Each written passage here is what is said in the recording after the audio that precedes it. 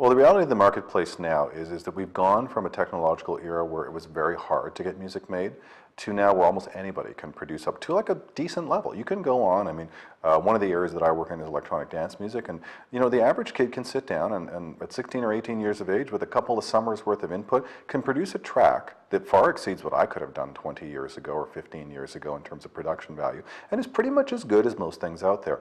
From the consumer's point of view, though, the problem is now you've got a glut of a lot of mediocre music to choose from. And so those brilliant kids that are out there get buried as a needle in a haystack of a gazillion other things. And this occurs in more places than just in dance music.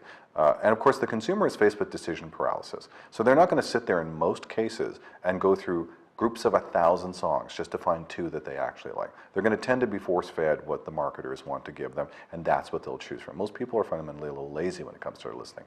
So for artists, the first thing they have to realize, especially if they're self-producing, is that you are going to be immediately buried in this. And so you need to focus your efforts on finding your niche and finding your audience. The beautiful side of this is that now you have international exposure. You can spend $100 and get your song on services. You can have it on Spotify and Apple Music and a bunch of places. No one knows it's there, but it's in those places.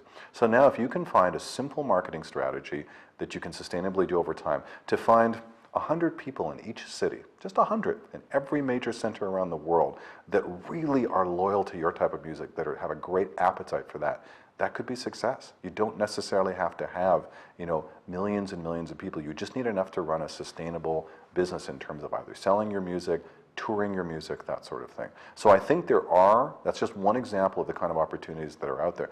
They're not necessarily easy to develop, but you have to realize that there is a niche for you, and there's a way to get at that audience. And the audience does not need to be necessarily a mass market consumer audience. It may be for some, but not for a lot.